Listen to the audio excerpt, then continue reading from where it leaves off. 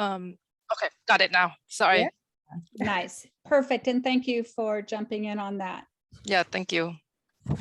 All right, so as we move into the next part, we have a few people that are going to question. And Jamie, how we just thank you for being able to meet with us today. I guess I'm up. And I just want to thank everyone for being here. There's clearly a lot of interest in people showing up here. And I want to acknowledge that Jamie and I stood on the beach. Was that just the day before yesterday, welcoming the canoes in at a really incredibly wonderful thing. And it really did bring to heart what happens when people come together. So I appreciate everyone being here now. Since last summer, many people have shown up at public meetings, made public comments through the Planning Commission process and beyond to address concerns about the influx of visitors and the impacts on our islands by the increase in tourism. And I think in particular in the instability of the COVID times where we've experienced great changes. And I think that has created a sense of urgency among people and some concern. The bulk of the conversations and the petition was put in place in last summer. And that was, people were asking for the active and compliant number of vacation rental permits as of last summer. That's the July 2021 level. And I believe that number is approximately 63. And it was at that number of 63 when our small businesses were communicating the stress they feel being unable to meet the needs of the visitors and local residents due to inability to hire people, due to our failing ferry system and the unreliability there. But they truly spoke of being disheartened. They were not asking for more visitors. They were saying that at that level last year, they are finding their work almost sustainable. They cite available housing as one of those, along with the influx of those visitors. The Planning Commission upped that cap to 85. Currently, the county is invested in exploring the sustainable tourism study, indicating that there's concern about how we address tourism, and that study is still out. So in the context of that, Jamie, your decision to raise the cap to 135 feels like an outlier. And my question is, who does the decision serve? And further, how does it address the problems that people have expressed concern about?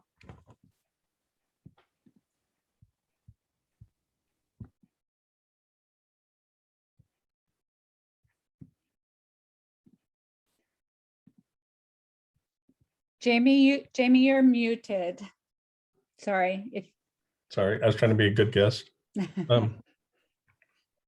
I just think that first in perspective that all the things you mentioned, that vacation rentals are not the source of them. And I still contend there is no corroboration that those houses that are in vacation rentals would become any other housing than just for the owners of the houses. But I should explain where my numbers came from, because I wanted something realistic and is real. I think just fixing a number that's artificially or that's low, that doesn't reflect where we are. So currently we have 123 permits on Lopez out there. And that represents less than 4% of the total housing stock. And earlier when we were looking at this, it was also at 4%. So it seems like that was the low rate. And so currently there's 123. I was taking the same approach as the Planning Commission and building in a little bit of extra because we're coming out of a moratorium and there are property owners that maybe, as Chom said in her testimony, we should at least let them have a chance if they wanted to be able to apply for a permit. That 135 is only a 10% increase in numbers and represents a total of 12 additional permits. And I just want to go back. We are, even at 135, we're 4% of housing stock, current housing stock. And that's compared to Orcas, where their vacation rental permits are at 10%, and San Juan, where their vacation rental permits are at 7%. And coincidentally, the new Orcas number is at 4% of the housing stock. So I'm not sure those 12 extra permits would help anybody except for the property owner who's renting it. But it is on the people who are interested in the property owner side, it is at least a little bit equitable that they would have an opportunity coming out of a moratorium. I do have a follow-up question. Sure.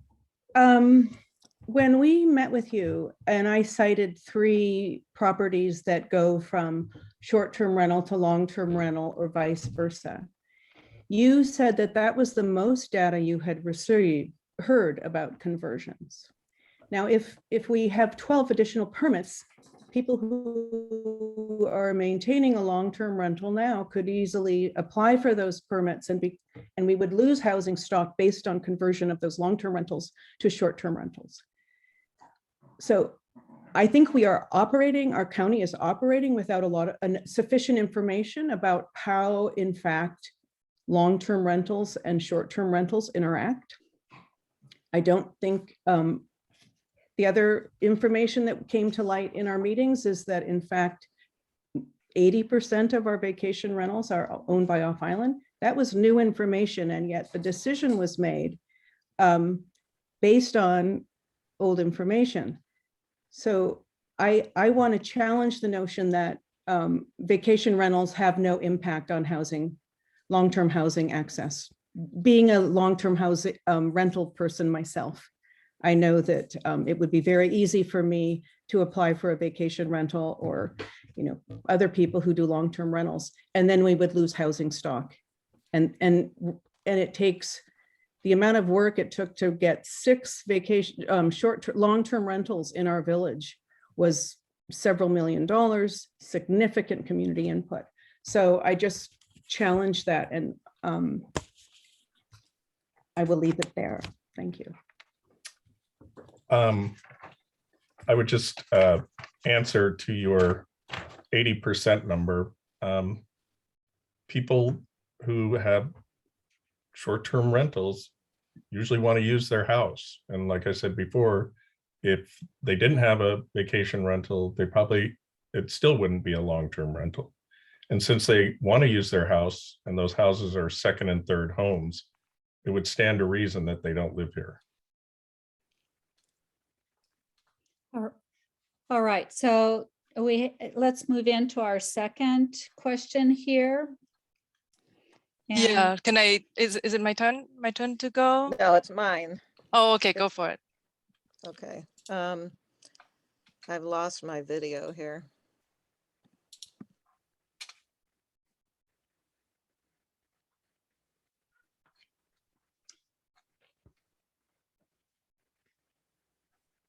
Sorrel, if you need me to read the question as well, just let me know.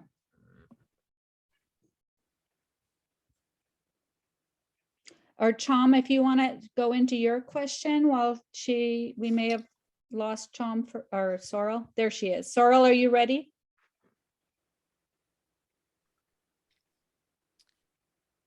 Maybe while waiting, I could also ask some questions, just following up on what Jamie just shared about 4%.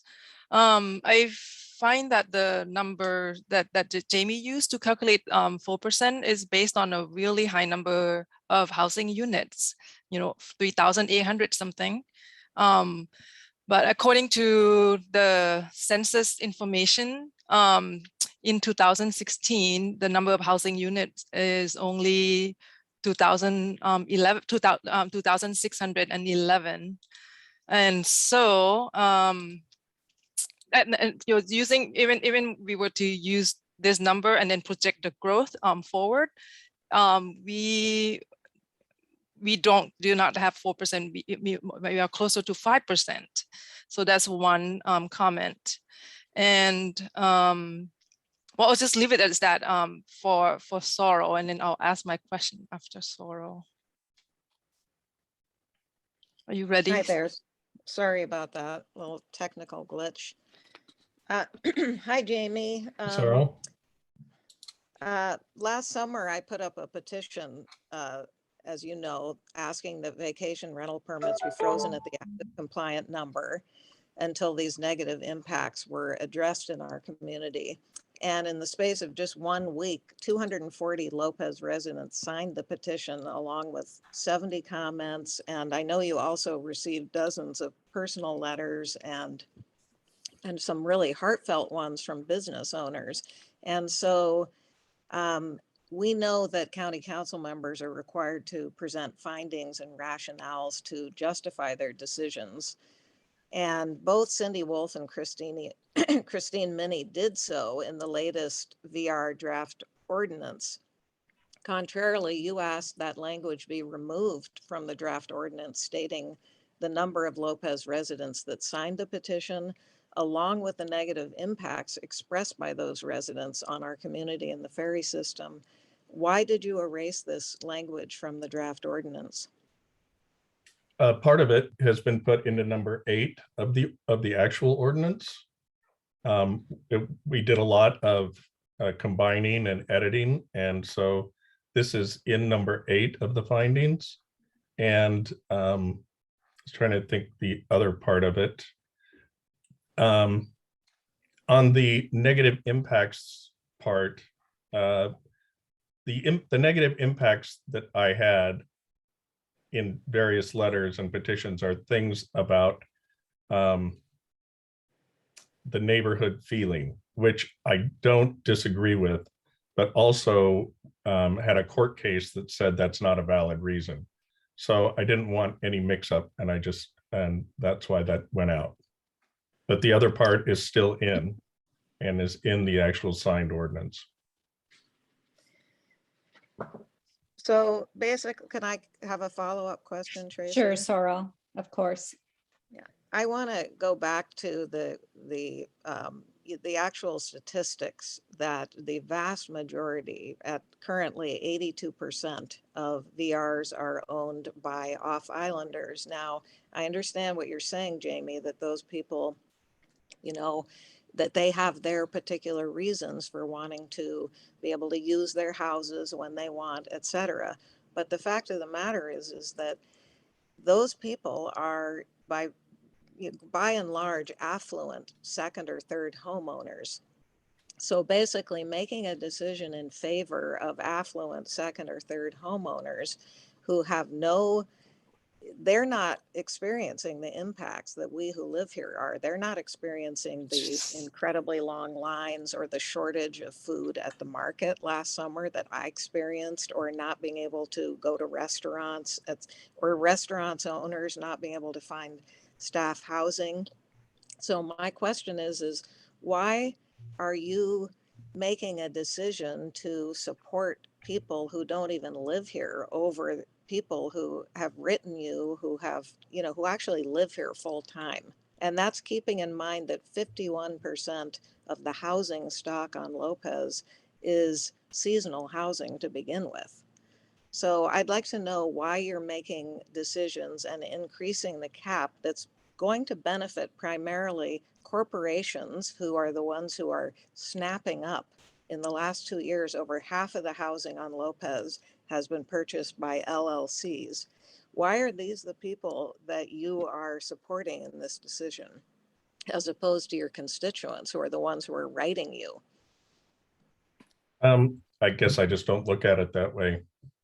There's certain properties and people are own VRs that are, like you said, that are off island and on island, and people who have significant ties to the island but might not live here full time. So I was just trying to, like I said, just trying to give a little space coming out of a moratorium. And I don't think 12 additional permits is excessive. Well, that leads us to the next question. And Kai, are you ready for that? Can I go first? I actually Yeah, have sure. follow-up questions. Yeah, Yes. firstly, Jamie, on number 8 that you mentioned that you retain some language in number 8 in the draft ordinance, but Mhm. basically, so this was the original text. Can you see the part that I highlighted? So initially, the draft ordinance read, Lopez Island residents have expressed similar negative impacts from short-term vacation rentals, although the number of short-term vacation rental permits on Lopez has not expanded at the same time as Orcas. So this comes after the section for Orcas, which specifically refers to the number of signatures, at 720 person petition. But for Lopez, the reference to the negative impacts and also the number of people signing the petition have been removed. So this underlined highlighted section has been removed from the draft ordinance. The only part that remains in number 8 that Jamie referred to is just that individuals from Lopez submitted a separate petition to the Planning Commission and the County Council to limit short-term vacation rental permits. Anyway, I understood that you try to take into account the inputs from the rest from your constituents. However, the way you remove the text and what you inserted instead for rationale for increasing the cap was that property owners sent their properties short-term or rent their properties short-term for a variety of reasons other than a pure business. And we actually have had, Kai, Chris, and I have had a series of meetings with you, and we argue on this fact, actually, how many of the vacation rental property owners are actually people who are active in the community, through being contributing members. So they may be part-timers, but if they are actively engaged in our community, then they are part of our community. And so we try to identify them. We also try to identify names that we recognize as being linked to long-term family members on the island. And you actually have helped identify, and we also have other people identify who have been living here on the island for a long, long time. And when with these names highlighted, we still find that these constitute a minority of people who actually have ties, direct ties to communities. So what we found is that, the majority of people do not have much to do with our community. They live elsewhere. And there's also a clear trend that, recently, like in the past, since COVID, 92% of VR properties have been purchased by people from outside our community. And a lot, and about half of them went into the hands of corporations. So I just feel that the part that you inserted here, that as the rationale for justifying an increase of the cap, just seem out of sync with the evidence. And in fact, we did the analysis just because, based on our conversation, you wanted data, but then it seems that, our analysis just was not really considered. So I would love to hear more explanation from you. Well, I've given this a couple times, and I think it should be corrected, Chom. I looked at your list and identified 2 people that were obvious to me, and the rest of your list was never shared to try to figure out who I might know on that list that is in a different circle of people that have ties to the islands. And it's also a lot of the emails that I received. And on the other part, it's like I said, if someone's buying a property, and in some cases, the vacation rental permit is running with the property. So did they buy it just to be a vacation rental, or they buy the property and have that option, or they might never use it? I don't think we have statistics on that. And if you're not going to do a long-term rental, you're going to want the flexibility to be able to use your house. So again, it seems to me that it's somewhat reasonable to believe that those people would be buying from off island and using it whenever they want to. And I don't know if the vacation rental, they bought it for that specific purpose, because that's not shared. But it might just have a permit going with it. Thanks, Jamie. And before we move on, and we are at over 30 minutes now, but Lauren, your hand is up. Is it pertinent to this question, or we can also ask your question later? But go ahead, Lauren, if you. I just wanted to say that the assumption that someone holds their property as a corporation, meaning that it is a big corporation, I think is a fallacy. I see, especially now that I'm working at the sewer district, I see a lot of different ways that people hold their property. Jamie and I have an LLC, but we are not a corporation. So I see people buying property and holding it in LLCs or family partnerships, where to someone who doesn't know those people, you don't know that they're just regular people who come to Lopez and live in their vacation rental. So that's just a comment. Great, thanks, Lauren. And I will interrupt here to also add to that, some states have tax laws that LLCs are almost the predominant way to hold property in the event of death, whereas Washington State, it is not as needed, but it is for many other states. And so if there is an investment from even a couple or a single person from, let's say, California, the LLC is the benefit to go that route versus just having your name on the property. Thank you. All right, Kai.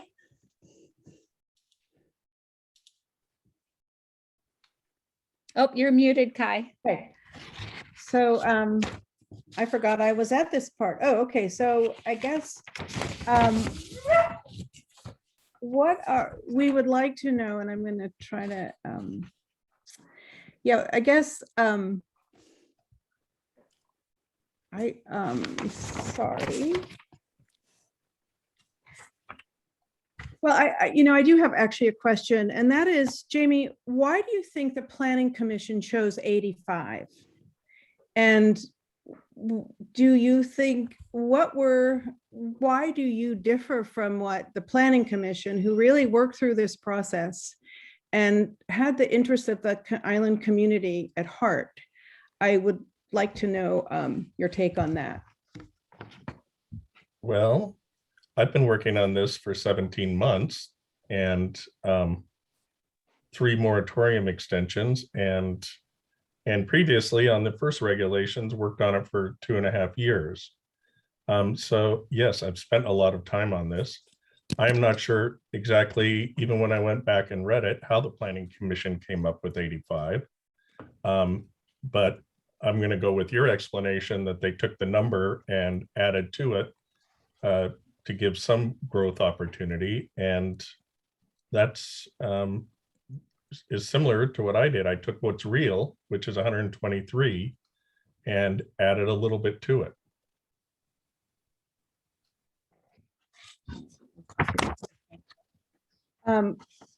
So is there any room for delaying the release of those permits and give us an opportunity around the world and across the country? Communities are really reckoning with the impacts of vacation rentals. They are really seeing how it's altering communities. I actually think Orcas is for us a lesson in what we might want to avoid. Those communities, as you said, they have a higher number of vacation rental permits. They went up to 10, they're now back at 4, but their neighborhoods are shot through with holes because so many houses in their neighborhoods are no longer residences, but there are 4 or 5 houses on in their neighborhoods that are now vacation rentals. And the people on Orcas have worked tirelessly for quite a few years to try and pull back what they could. And Cindy Wolf was able to listen to them. To me, that represents a cautionary tale.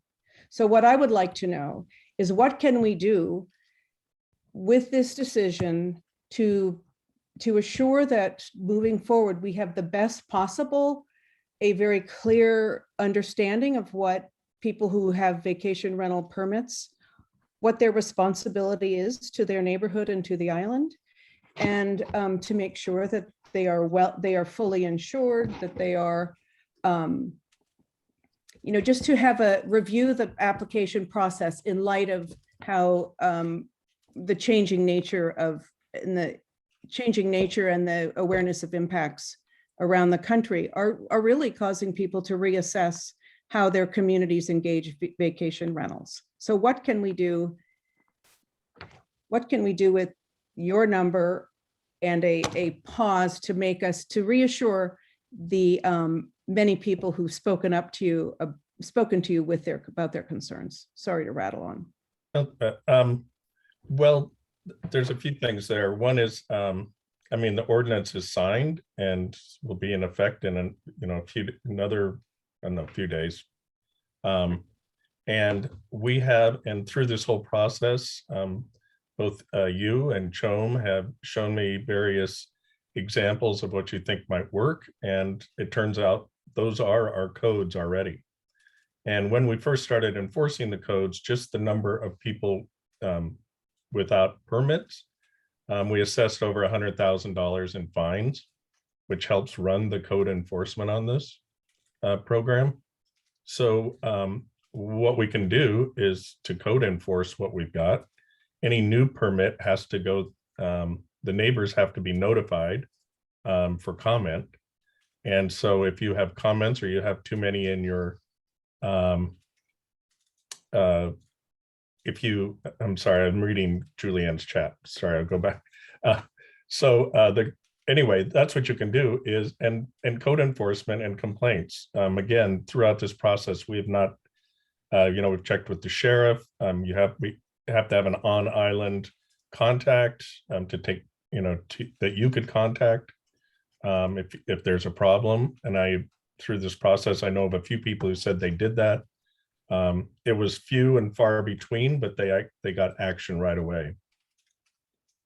Okay, a follow-up to that. Someone suggested to look at Chelan's vacation rental permitting process, and they've just gone through a revision of that. And it's very comprehensive. And I looked at that relative to ours, and ours is very, I would say, is less detailed and less clear. And I think that represents Chelan looking at re-looking at the process right now, and our county having a slightly, what seems like a process that is a little bit more lean.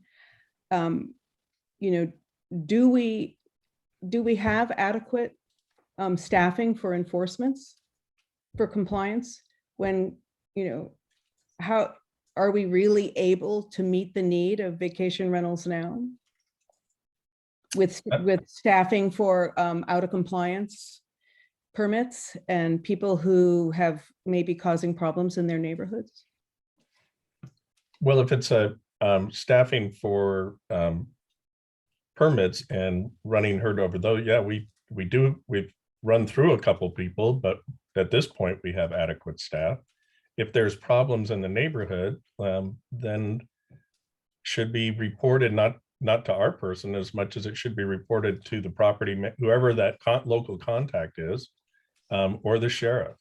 And I've talked to a couple deputies who've gone and quieted down a few wedding parties. Okay.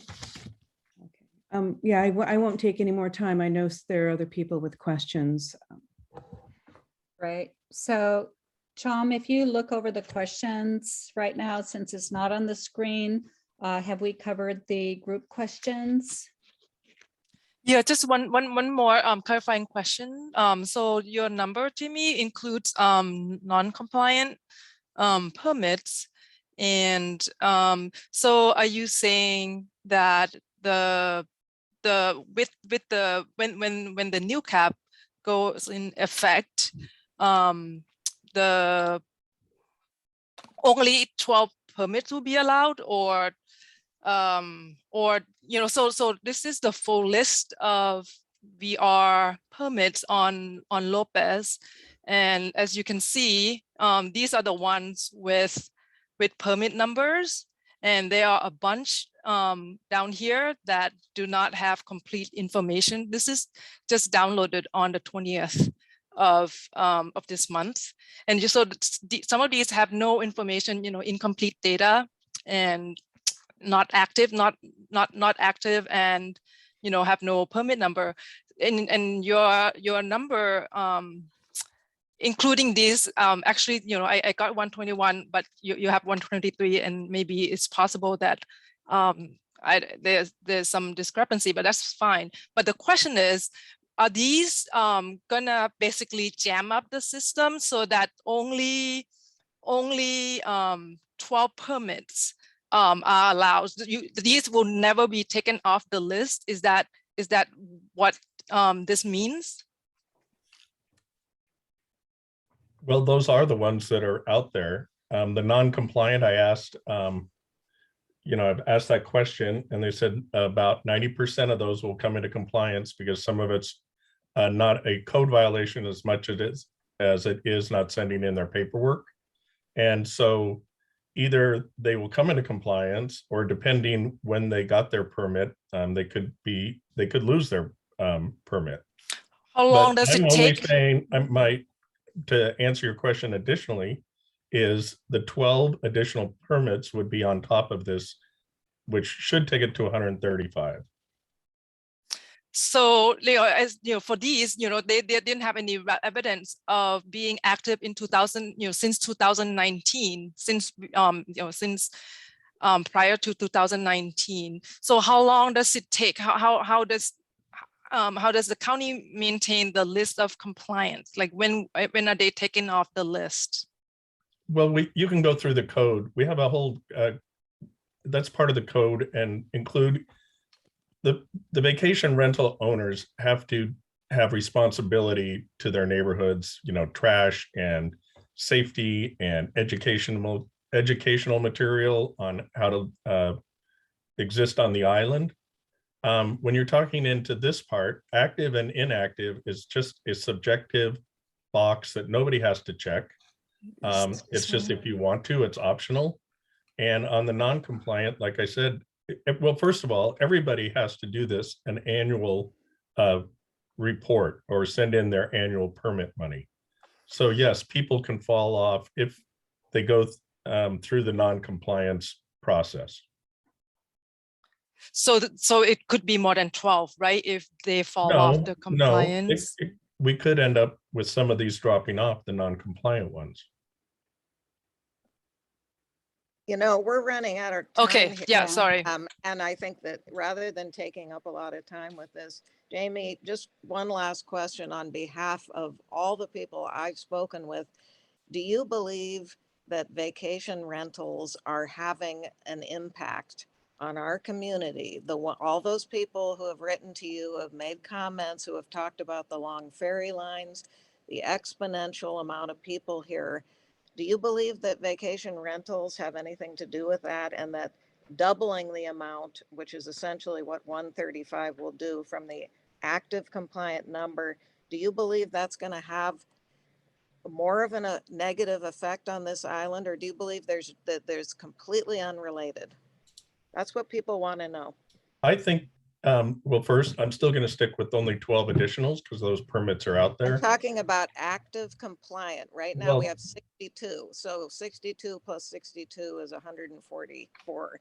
So 135 is almost double the amount we have that are being used now. So I'm saying with double the amount of vacation rentals that are active and compliant, if all of them become active and compliant, 135, do you believe that that's going to have any more effect on our ferry system, our businesses, our grocery stores? Yes or no? I'm just not going to argue with you over the number. I'm just saying there's 135. And I will say vacation, active. I am saying vacation rentals are a part of all our issues. Are you saying More that people the here, issue that people described to you, the business owners that said they don't have enough product to serve people, they don't have enough staff to serve people, are you saying that if we double the active number that we have right now, that that's not going to have any more of a negative effect? The ferry lines, I'm just asking you, yes or no? I just say there's more to it. No, because So in other words, you're not going. if they can't serve them now, they're not gonna be able to serve them with more people. Okay, so you're saying that it's fine then if we have double the number of people in Lopez Village who are wandering around saying, where am I going to get something to eat? I'm going into the store and there's no produce there's no milk and butter. That's what happened to me last summer. So you're saying if there's double the amount of people, well, just too bad for the islanders and the business owners. I'm saying the houses are there. If the owner's in it, we'd have the same issue as No, we're vacation going rentals to are. have double the issue from 62 active vacation rentals to 135. We're going to have double the issue. And so what I'm hearing from you is you're saying no, that you don't think that vacation rentals have any effect, that all the complaints and concerns that people express to you are not valid. I'm saying that you're misrepresenting this. The 135 and the vacant houses that are on the island already, if all those people come up for July 4th and use their own home, not rent it out, they will have the same impact as if they're renting their house out. No, they won't. We all know there's a vast difference between vacation rentals and seasonal houses. But anyway, I think that you've answered adequately my question. And we do have 15 more minutes before we take any additional questions. I do want to ask Jamie on your time. I know you're got commitments this afternoon. If we run over 10 minutes to make sure we have free questions, are you okay with that? Yeah, that'd be fine because you getting everything straightened out. We were about 10 minutes late anyway. Right. Yeah, thank you. And Tom, you'll look at the chat and see if any of the questions that are coming up have not been answered. And we would like to please have any hands. This is really for questions. Of course, state your name. And if I'm scrolling between two different screens, so I hope to be able to see you in a timely manner. So I'm going to start with Catherine. If you can unmute, please. Yeah, thanks, Tracy. And thanks, Jamie, too. I appreciate hearing from you. I wonder, I'm just curious about the rule when a property is sold and the vacation rental permit still exists. What can be done around that? And just what are your thoughts on that issue? Number one, when it's sold, the new owner has to actually put in for a permit or to keep the permit going. So it does run with the land, but the new owner has to actually take an active role in getting himself or herself permitted. We tried to look at this, and after a lot of attorney time, it was considered a property right, and we weren't going to go down that road of trying to remove it at the end. Anyway, that's where we are on it. I mean, we did look at that. We had about 17 different things we were looking at, and that was one of them, and that's one that got eliminated, and that's why.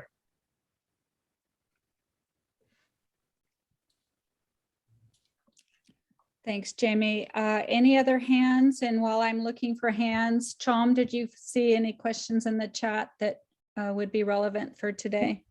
It looked like Peggy Bill had a question. Peggy, if you can unmute.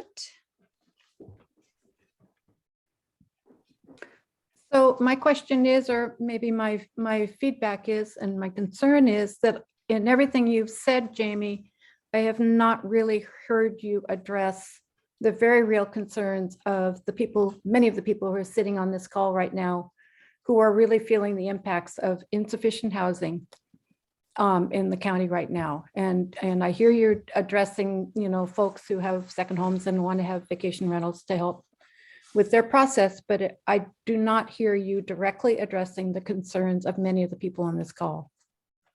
Could you please do that? Well, I was asked to participate in this call concerning the decisions that were made on vacation rentals, not to have a housing discussion or discussion on other items.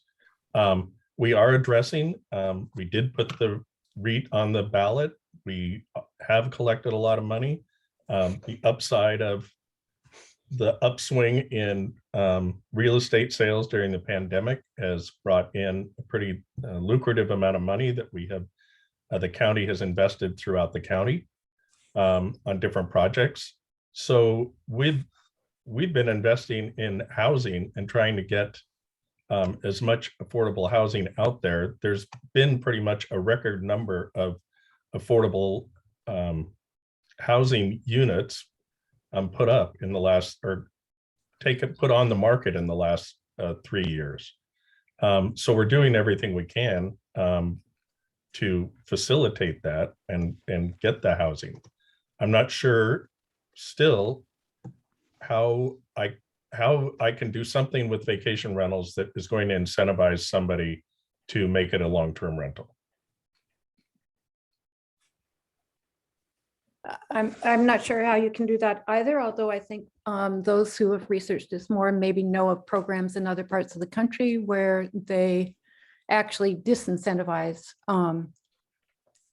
short-term rentals over long-term rentals. And I would be interested in knowing more about that. Mm-hmm.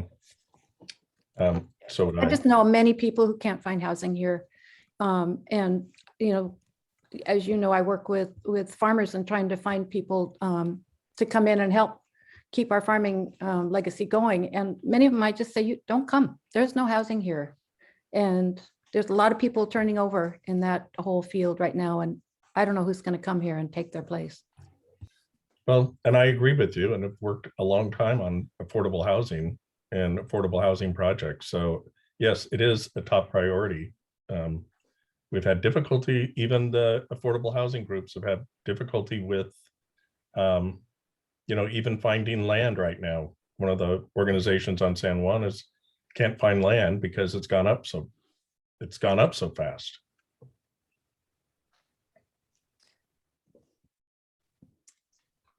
So any other questions? We still have a few more minutes, 8 minutes if we want to be out of here on time.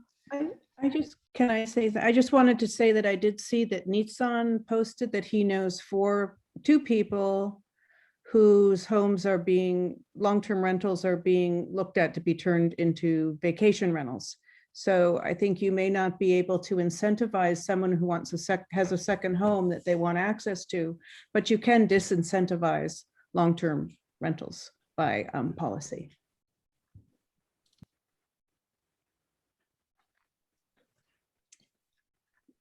Is that a question, Kai, or a statement? Probably a statement. Liz has Okay. a hand up. All right, Liz. And I also see Kurt. I don't know if you're waving your actual hand. Is that Kurt's been waving or stretching? But if Kurt goes, Kurt, if you can unmute and we'll come back to Liz. Well, the main thing I see here is this decision does not align well with the Planning Commission, does not align at all with the Sustainable Tourism Management Plan. And it would appear that it does not align with the community issues. It seems like this decision is not well-founded in does not represent what this community really wants to see. And there should be a way to roll it back, or at least take a more cautious approach. It's much easier to roll these permits out over time if needed, and almost impossible to roll them back once they're granted and you already have a problem with housing on this island. That's just my opinion. All right. And before we move to Liz, there is another Kurt on the call. And did you have your hand waving around? Yes. So unmute, please. C-U-R-T, Kurt. You're still muted? There There. you- What about- And can you give us your last name, Kurt? Oh, Bonelli. Benelli, thank you. B-O-N. Okay. Jamie, what do you consider to be the occupied housing stock on Lopez during the summer? Occupied during the summer? Yeah, on any given week, we all live there, so we see people come and go. Are we at 50% of capacity and what is the capacity? I don't know, Kurt. I mean, Don't know? no, not offhand. And I don't, it's a one I'll write down, try to find out. Well, no, I do, because it seems. I mean, to we me all like- guess. Yeah, it seems to me like trying to be there in the summer with the restaurants and all the people and the ferries and everything, that the problem, I mean, we all talked about it, was all the people who had places on the island who were now coming there all the time. It wasn't that we had necessarily an influx of Airbnbers. We just had all kinds of people who now think Lopez is the place to go. I mean, does anybody else feel that way? Well, it didn't really come up before, but somebody in the chat put their number, but as the county, across the county, 40% of the housing stock is not full-time occupancy. So, Okay. so what you're saying is true, is during the summer, obviously a lot more people are here, but I would agree with you that with the pandemic, we had not only people coming from Seattle to stay in their house, but their kids coming home from college to stay in that house with them. Yeah. And I know just down the street from me, it's actually factual because I know the people, but there were 4 houses that are normally, second homes, and they were there for a year and a half. That's eased off now, but anyway, so there's 4 homes in my neighborhood that were occupied full-time for a year and a half during the pandemic. And that probably won't happen, hopefully won't happen again that way. Well, it makes me wonder how much of what we're seeing is temporary. I mean, we're in a nightmare over the ferries and we're in a nightmare over everything, but all of this could just kind of dissipate just as easily as it built up. How are you looking at that? Well, I'm a wait and see on that. I would agree. I surmise that might happen, but again, with the way people were buying property up here, and now can work remotely more and more, it might not all go away. All right. Thanks, Jamie. Thanks, Kurt. And Liz, and I believe Leah, are you on next? Did you still have a question after Liz? Yes, okay. Go ahead, Liz, unmute. Jamie, hi. Hi, Liz. I'm curious, are there any circumstances, you can imagine under which you would slow down or roll back these decisions? I can't see it right now. We put on a moratorium for a year and a half in order to get to these decisions. So now we've made the decisions. Anyway, we slowed everything down, for a year and a half.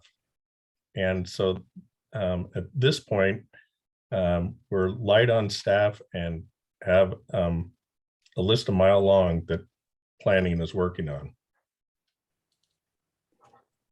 So for you, I'm trying to see where the big disalignment is between your moving forward and I know you to be a caring man and a man who cares about this community. So where's the big disalignment between where you've landed on this and what you're seeing and what you see this group presenting? Where are we out of sync? Well, we're talking about a number that we're not sure exactly where they came up with it. We know where the Planning Commission started, but I'm looking at where, like I said, I'm just looking at the factual number of housing units and keeping it and putting a little bit of extra in there, similar to the Planning Commission, which was a 10% increase and amounts to 12 additional permits. That doesn't seem excessive to me. And that 12 addition, keeping a small lid in there, that 12%, from your perspective, isn't going to carry a negative enough impact to just continue the moratorium? No, Okay, I mean, we've got 125 now, or 123 now, so I don't think an additional 12 would have a huge, like I said, it's minimal increase. I guess from what I'm hearing, it's like anywhere we can find a lever, no matter how small, to help alleviate the, empty shelves and long lines and those things, that we should use that lever now to address that versus do anything further to complicate and have a bigger impact going further. There's so many things that we can't do right now, and this is one that we possibly, we don't need to do. Mhm. So the benefit of doing it over, the cautionary of wait a minute, how are we really going to land coming out of this pandemic? What are the shelves going to look like going forward? What are the ferries going to look like going forward? To just continue that pause, to really be with each other as a community and say, who do we know ourselves to be moving forward? Politics have changed, supply chains have changed. And just to sit still with one another a little longer to answer those big, big questions, that there seems to be some real wisdom in that. Well, I think you're right. And I think we can sit still and or have that minimal increase in vacation rentals, and then that will be it.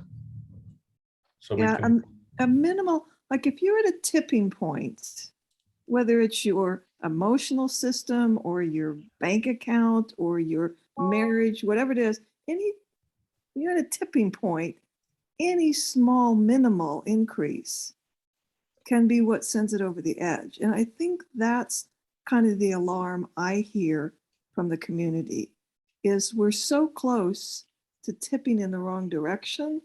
Why would we do anything to add to that? well, I'm just looking at the community as a whole and the letters I got as a whole. And so that's where it is right now. Yeah. Thanks, Liz. A few more minutes and we can, at the Thank end, you, we Debbie. I may have, appreciate it. yeah, we may have some time for some closing comments, but Leah and Nitsan, I think you're on. Liz actually spoke to what I wanted to ask Jamie for the most part, which is, we are, like you said, it feels like still at this tipping point. Like we haven't solved anything. Like we are still have short housing, not enough, too much tourism, limited resources, limited water table, limited this, limited that. And I guess I really, but also I'm really, and you just said that, you with upping this, like what you call a small amount, right?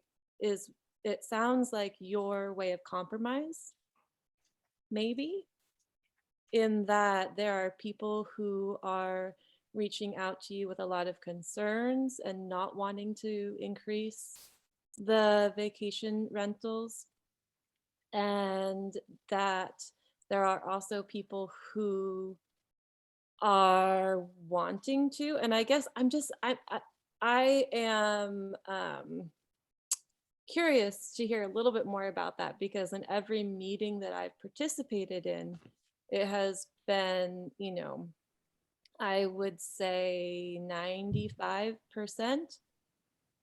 people who are very concerned about the lack of housing on Lopez. It was me, not Nitsan, who put that in there, that I personally know of two long-term houses that are, the owners would apply for short-term permits. They've already told their renters this. Their renters are currently looking for other housing because of this.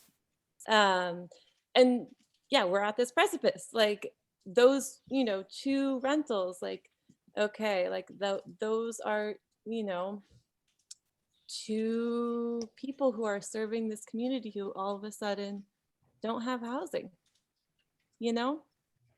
Like what, like how many people does this need to be affecting for it to matter to you? It matters a great deal. I'm just not sure how this number solves that question. And as was brought up earlier, we've had a real estate boom. That there've been a lot of houses that have sold, and as Chon These are said, not somewhere people who could afford housing on Lopez to begin with. So just to right. take So that out of the equation. I just wanted to say that's part of it. It's like anybody can buy the house. I'm not sure how the vacation rentals, and for that same reason, I don't know how the vacation rental limit on the number of would improve those families' ability to find housing. It's not Excuse- about their ability to find housing necessarily. It's that they would no longer have housing. They're perfectly capable of finding housing if there is something available to them. My question was more about, you know, I'm this like everything that I'm hearing, and maybe it's just my little pocket of, you know, my 1,000 of Lopez friends that I happen to talk to. But, you know, like how many people are you hearing from that want to lift this? Like, I still don't get the when you have like hundreds and hundreds and hundreds of constituents being really concerned, asking you to not lift this cap. Like how many people are saying, yes, Jamie, that's a great idea, lift it? Like, where are you getting that from? Or is this just your personal opinion? I've got a lot of emails on both sides of this, and we've taken a ton of public testimony. And so I look at it holistically, and I've explained where the number comes from. I don't like people who are losing their rentals or losing their houses. And if we can come up with a solution to do that, as I was saying to Peggy, we set a moratorium a year and a half ago to take up the issue of caps on vacation rentals, because up till then there was no cap, and now we've set caps. So that's where we are. The community asked for caps, and now we have caps. We have, I'm going to say, Jamie, another 7-8 minutes of your time if we can get you out of here, and then there can be community chats. We can stay on longer for anyone that wants to express views with each other. We will be capturing the chat. We will be capturing the whole recording. So feel if we haven't gotten to you and you have an important question, please stay on after. If I see Steve Horn's hand up, and let's see if anyone else is next up after Steve. And then we did have a few questions, just even long-term issues that could be solutions into the future. And Chom, you can speak to those if we have time. But Steve, unmute, please. Okay, thank you. Jamie, let's see, can you see me? I can't see. Yeah. Oh, there you are. Good to see you. Okay, yeah. I've worked with you for a long time over the years, and I know you to be a person who cares a lot about community and has participated big time in it. I want to just say that, and also I want to go on record as saying I wish there could be a pause like others are requesting. And I'm just one more voice, I guess, but I appreciate that you are facing all this, all these Zoom, squares, and, what you say to me, it's not addressing the questions that directly, but, oh, well, you're trying.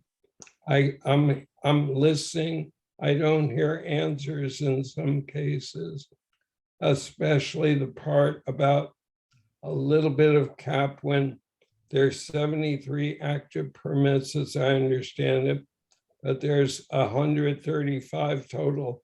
So if all those other people became active, that would be a big increase in itself. I would, if anything, not want any more than that. So I'm sorry I didn't get in the process sooner. I wish I had, but here we are. Okay, that's all. Thank you, Steve. And thanks for making the effort. I also, just to go back to Catherine's, it doesn't answer the question because I don't think some people want to actually hear it, but those permits that run, they run with the land. And so all those permits could become active as they are at 123. So, and if we set a cap, they don't go away. It would just be a long attrition. Oh, you're muted, Steve. Muted. Can I just follow up for a second? Well, it seems like if we're talking 123, isn't that a lot more than we have now? In a way, we've got 67, what do we have, 62 currently active? So why not just limit it to those? Why add 10 even? That's the part I just don't get. Well, those others wouldn't go away. That's what I'm saying. I know they wouldn't go away, but they also wouldn't, they would be there. So isn't that already plenty? I don't know. You know, it might be. We don't have a number on that. I don't.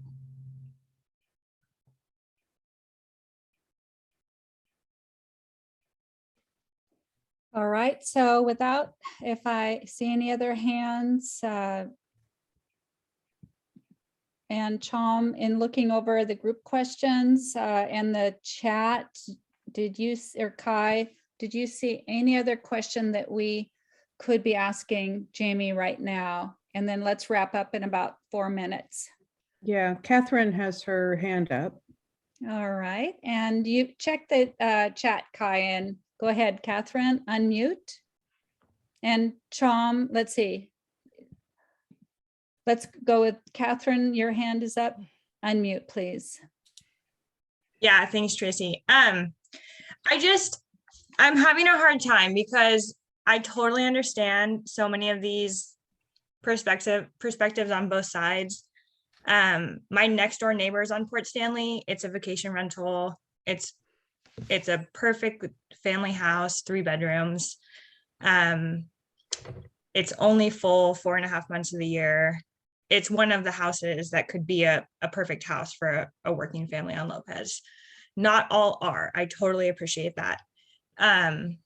What can be done with the REIT money, and what can be done to help solve this? Because, yeah, I mean, just with the food share, like, we're seeing huge numbers. We have 700 people, 700 clients that use the food share. And this directly affects that. So I'm just, yeah, like Alea, like looking for more solutions, and totally understand the work and appreciate the work that has been done on your end, Jamie. So thank you. So the money that comes from the REIT, when you're asking about that, we have our housing advisory committee that makes recommendations for that money. And the guidelines are pretty broad. I mean, from everything where they could be buying a house to purchasing a house to doing multiple things, to do rental assistance. And they are using the money for all of those things right now, as well as some of our other housing money. We are so tight on inventory. Most of the REIT money has been going to getting new units, building new units, but they can also use the money to repair older units, to whether it's a single family or an apartment building, you know, to update and fix them up to continue being rental units. So that's how we're using it right now. Any other solutions would be great. Trying to make it go the furthest. All right, I'm going to take one more question, and thanks, Jamie, for that answer. That's definitely some hope in there. And let's see, it just went away to say, Hiller, If And- you could unmute and make a short question, and then Kristen, I see your hand up, but then Tom, I'm going to call on you last, and you can wrap up this meeting as you can. So Hiller? Thank you. I really just wanted to say that I think that there is a partial potential answer to this problem. And I was glad to hear Jamie say that perhaps the REIT dollars could be used to fix up a home that's currently not rented because it wouldn't meet standards. It doesn't have heat in the winter, for example. But if we could help that owner fix the house in exchange for an agreement to have a long-term lease of a year, 2 years, 3 years, whatever, I think that would go a long way. It's not going to be a lot of homes, but there's also a program in Big Sky, Montana, where they have convinced 50 landlords, 50 owners of short-term rentals to convert to long-term leases with a small financial incentive. And the owners of other really upscale VRBOs or vacation rentals have donated 4 weeks a year of their home so that those landlords who've now given up their vacation property can still come and stay. So again, it's not going to solve everything, but I think we need to look into this and decide whether there's some portion of the vacation rental permits that might fit into that category of being somewhat affordable for rentals and design those incentives so that they'd be willing to convert. Thank you. I know we have one of our Housing Advisory Committee members on this call, so that can also be an answer or take it to the committee. Tracy, I really need to go, but I thank everybody in your questions and comments. And if I could just finish by saying where Kai started, that was a great event, and it does show what happens when community comes together. Thank you. All right. Well, thank you, Jamie. And thanks for being here today. And, you know, there's different things flying around the group, even planning this, of having a steering committee, and all of you participating today. You're all part of this community. And so Jamie can leave, but Kristen, would you still like to ask your question just to have it on the record? Or you can type it into the chat. So if you wanted to unmute Kristen, but Kai and Sean, sorry. Go ahead, Kristen. Oh, I'll just come in quickly. It was for Jamie, but I just wanted to say, I'll say to everyone, it actually is really helpful to hear Jamie today, to understand more where he's coming from. You know, it's so helpful to get into other perspectives. But the overarching thing that I heard is like, there's so much that's not known. So my question would be, with so much that's not known, even with all these different numbers, et cetera, why do anything? Like, I loved really what Steve was saying, because I was thinking the same thing.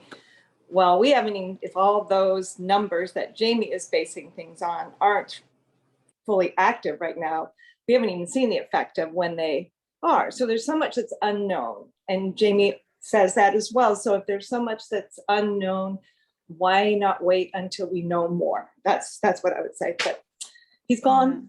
Yeah, well, Kristen, feel free in the next minute, type that into the chat if you'd like. We will be copying that. And there have been some other questions, some interesting points. If anyone here, I know the weather's not perfect outside, but I'll jump outside once we're off this meeting. But if anyone wants to throw out solutions or more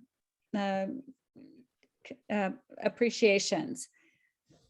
Marnie, is that a hand or no? That's just waving. I have I just want to register one question in the recording. Sure, Trom. Yeah, I think it's about compliance. You know, as we know that the county is still not yet fully enforcing compliance due to lack of staff. And, you know, with the new cap, that would bring the number of units, you know, so the new cap represent like a 2.7 increase in vacation rentals on San Juan. and 2 times increase for Lopez if if we were to really reach the cap. And my question for the county would be, like what is being planned in terms of increasing the capacity for the county to ensure compliance. Just wanted to register that. I know he's not here, but just wanted to put that out there. Great, thanks. And John? Yeah, I just want to thank everybody that organized this and created the space to ask these questions.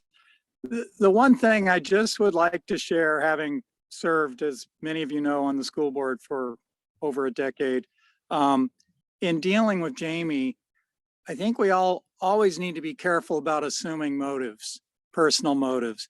I think Jamie cares deeply about this community, and he's of the mind that what he's suggesting or recommending or doing is the best thing for the community. Many of us disagree with that, but it's not that he's coming from a place of not caring about the community. I just hope we can all hold that assumption and just work on the policy difference, not work on you don't care about Lopez by doing something like this. Just something I wanted to share that just kind of came up in my heart as I was listening. And I think for the most part, we are doing that. I think we can always do it more. Thanks, John. Appreciate those thoughts. And we've had Jane Fuller on the line today, and we all wish Jane a very good election season. And Jane, do you have any thoughts on today? Thank you, Tracy. I'm going to go on. I'm going to start my video. Yeah, I just want to say I really appreciate the fact that you, Tracy, and Chom and Kai have organized this really important forum and discussion. And obviously, I'm listening with deep interest and giving great thought to everything that's being discussed and deliberated, given that a decision was made last Tuesday, and now Lopez is needing to see what rolls out from that decision, how it impacts our community. So I just want to say that I will continue to follow this issue with interest as I embark on what is a different campaign than I expected. As of last Friday, at the end of the day, I was fully expecting to have someone else file and welcome that opportunity as a way of engaging with our community with a couple different candidates with different views and reaching out to the community to see what, to explore what people wanted for the future of our district, but the entire county. That didn't come to pass. And so now I find myself in a somewhat interesting situation whereby I'm not competing with someone for this position. Nevertheless, for me, that creates a different campaign situation whereby I feel a very deep responsibility to do considerable outreach, particularly to District 3, to Lopez and our islands in this district, but also obviously to the other islands. But I know there are many on Lopez who don't know me, and I don't know you.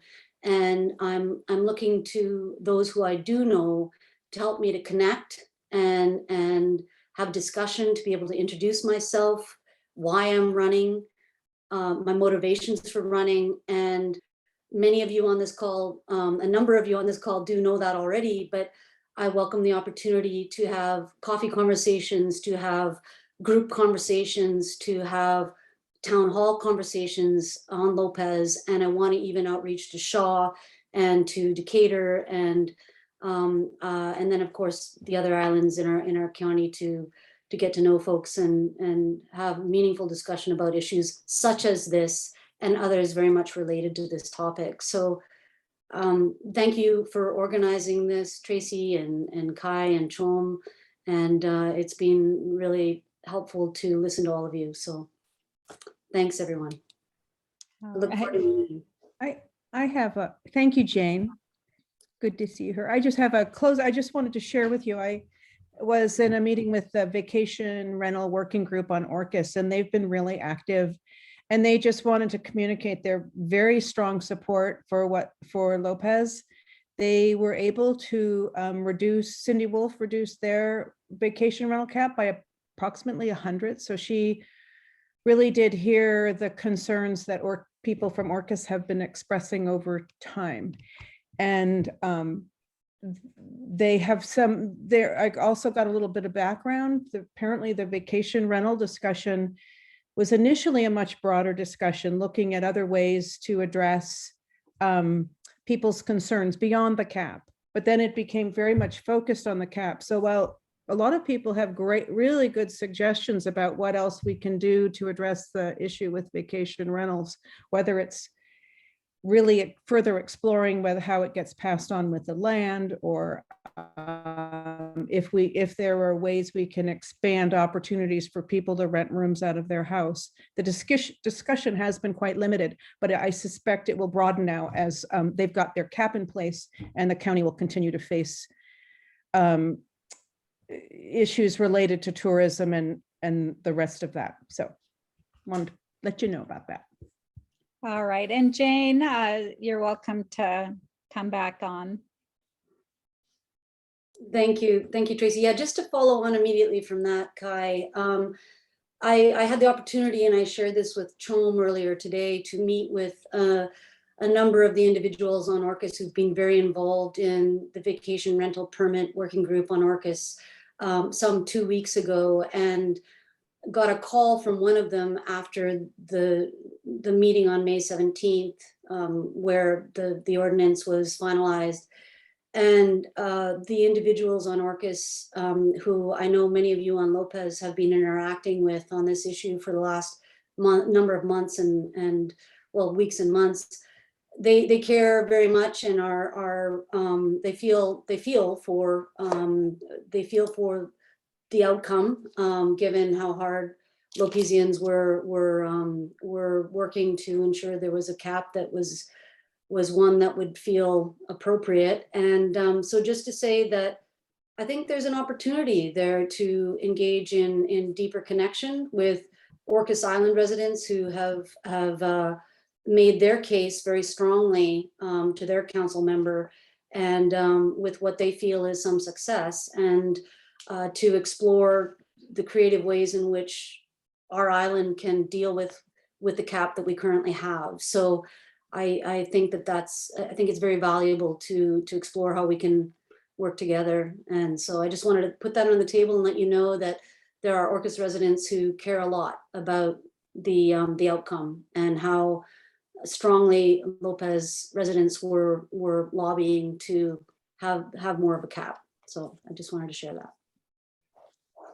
All right, thank you. So anyone else want to jump in? It would close up this meeting. And Kai or Tom and Sorrel, do any of you want to capture people's names, emails, if in fact you want to continue to be kept abreast? Kai, do you want to speak to that? If you have a list, do we have a loose steering committee?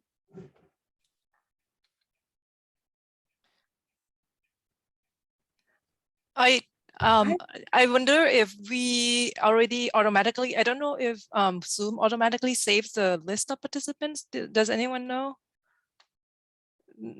Since the session is recorded. Anyway, it might be automatically saved. And so, and I also got a lot of email requests for Zoom link, so I will save those emails as well. Yeah, and I think some of what we could, what we might be looking at is, once the cap is in place, are we looking at community discussions about how we address tourism in general, or vacation rentals in particular? And I'm not volunteering to coordinate that. I'm actually trying to step away from emails a little bit more than I have been lately. But so I think it sort of would be good to know what the most valuable conversations we can have might be. Moving forward. Yeah, certainly with that. And I am sorry to ask, but M&H Hiller, do you want to introduce your first name so we can get to know you? Laura. Yeah. Oh, You're sorry. muted. Okay. Sorry, my first name is Melora, Melora. Yeah, okay. And I'm along with Sandy Bishop on the county's Housing Advisory Committee and also the board chair of the co-chair of Housing Lopez. Oh, Mhm. Can I make a comment? Sure, Sorrel.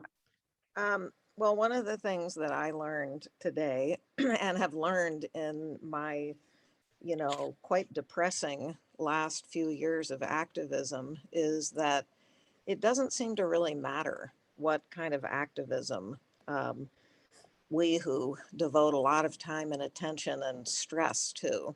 Jamie came up with that number of 135 like well over a year ago, maybe a year and a half ago. And he has stayed fixed on that number in spite of the petitions, in spite of all the letters, in spite of all the heartfelt, communication he's gotten from people. So what I've learned is that, and this is the same thing that happened, I experienced with Jamie during the whale watching lawsuit, in which he sided with, he and the whole county sided with the whale watchers over the hundreds of people who signed a petition. And so what I'm saying is that it makes me feel frustrated about how to proceed as a community member with any kind of activism if what I'm hearing from my council member, and I'll say this to you, Jane, moving forward, is that if the people in the community go to all the trouble of communicating how they feel in letters, in the only ways we know how, and our council members who we have elected don't respond to those concerns, then it just, to me, it feels very disempowering. It feels like, why did I waste all my time? Why, like if Jamie was fixated on the number 135 for the last year and a half, why did I bother doing any? I mean, I don't doubt that I know Jamie's a good person. I know he cares about the community, but in this circumstance and in the other circumstance, it feels to me like he just did not hear or listen to what his constituents want. So moving forward with this issue, I would hope that Jane or anybody else who takes Jamie's place, that you actually are working for your constituents, because if you're going in and you have your own fixed ideas and it doesn't matter what people say, then people like me who have devoted a lot of time to activism feel like, well, what's the point? What's the point of being involved if our political representatives don't take into account anything that we ask for and we communicate? So that's my comment. All right, well, let's, if anyone else, I guess anyone can just leave this meeting. Chom, do you want to have any wrap up comments, or Kai? I was just trying to think in terms of short term and long term action. For sure. I think having, Jamie's term is expiring at the end of this year, and it just seems like Jane's going to be our next council member, given that she's running unopposed. And so it seems that we, have some opportunity perhaps to be engaged with Jane and other council members, even though Jamie was the one responsible for most of the rationale and the number of the new cap. Is the decision that was adopted by all three members. And so Cindy and Christine, we probably should be in conversation with as well. And I think Cindy is, very sympathetic to our concerns. And I think Christine is also very reasonable. Anyway, so I feel like, long term, it's quite clear what we can do, but for short term, I don't know if Kai, if you want to speak to potential ideas, or I don't know if at this point it even makes sense to entertain some ideas. Actually, I see that Cindy's got her hand raised. I don't have anything specific. I think it's an ongoing conversation and perhaps frustrating one. All right, Cindy. You're muted. Sorry about that. I see that the council has defined the number of total permits. Is it possible that we could also modify the resolution to include a maximum number of active permits? That's really, it seems like what the definition should be. Can that be added? I don't know if there's any legal minds on here. I listened to the whole county.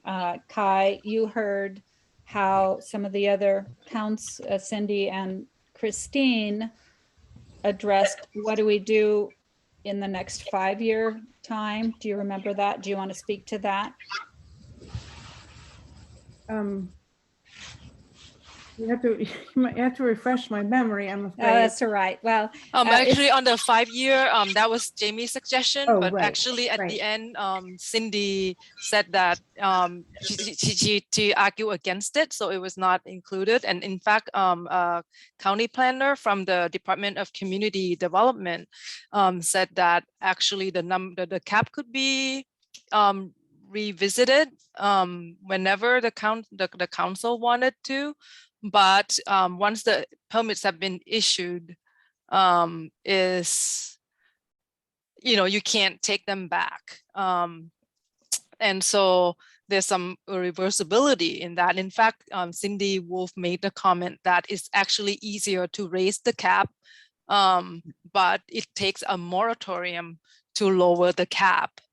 But anyway, we are now stuck with the number 135. And to answer your question, Cindy, I'm not a lawyer, but my understanding is that, like Jamie's rationale actually didn't refer to, whether or not it's active or inactive. Basically, the decision was that the cap is 135 and doesn't say if it's active or compliant or not, just the cap is 135. Yeah. all right. Well, I'm proud to be a Lopesian, and I'm proud to be with you all today. And Cindy, did you have anything to add to that? Your hand's still up? Oh, sorry. There, I took it down. No, thank you for the comments, Chum. I do want to see if there is any interest in follow-up conversation, particularly since we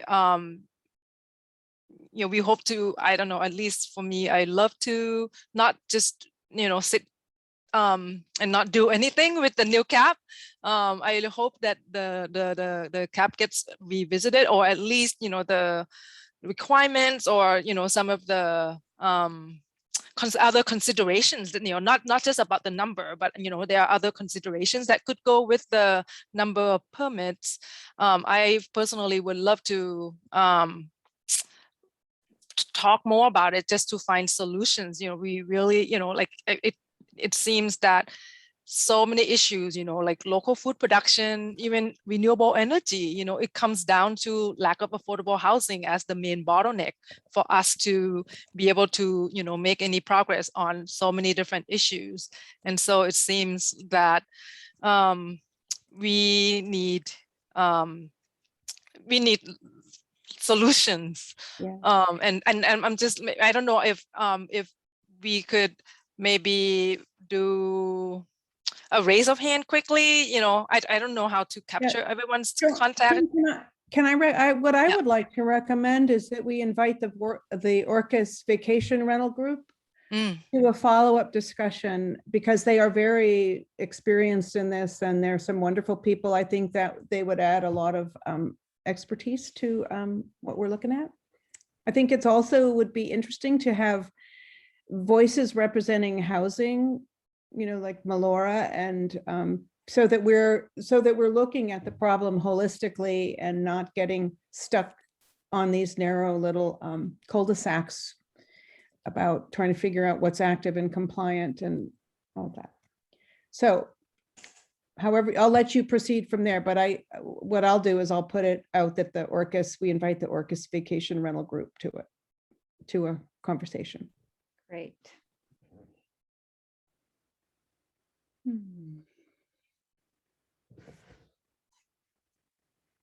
Well, and thanks for everyone that's still on the call that have worked so hard for affordable housing, Housing Lopez, you know, through the years to know how we build community.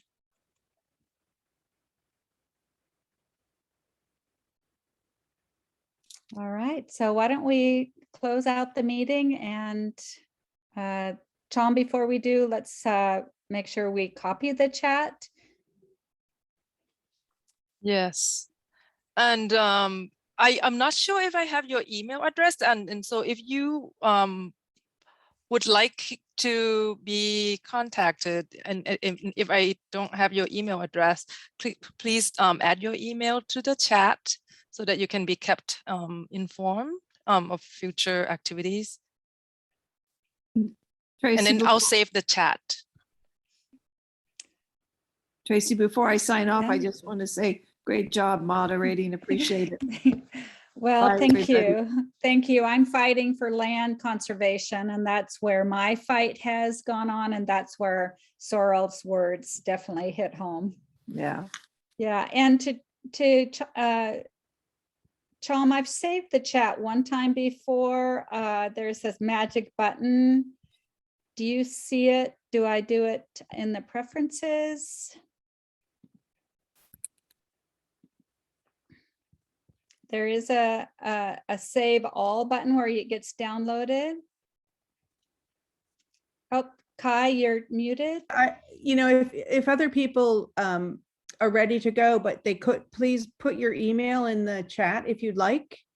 Otherwise, I think we can let other people go while we figure out how to save the chat.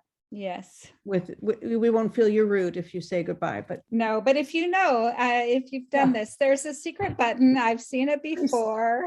Tracy, I don't know about the secret button, and Joe may know this trick. If you click your cursor in any bit of the chat and then do a Command A. Yes, and then you can copy and paste that, but there is a way to download the whole thing.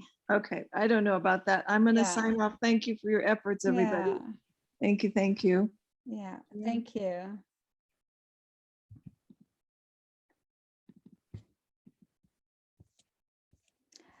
Well, Chom, you're muted, and it's a simple thing, and could be under participants, but I may Google how to save the chat.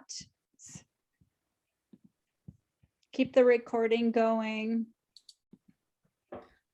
Yeah, I'll just wait until I'm the one who will end the meeting, and I'll wait until everyone leaves, and then I'll just save the chat at the end. So to make sure that, you know, I don't cut off anybody.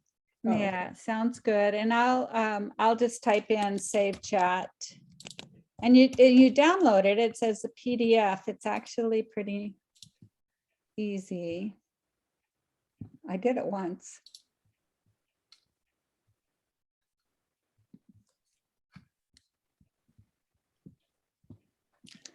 Let's see. Anybody else wanting to add email before we save the chat?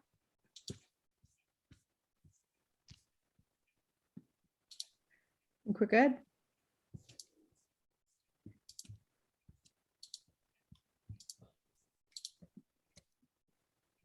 Well, right now, Chom, I'll do a Command All and copy it. And then, but you know me and I know you, we're going to figure this out before we sign off.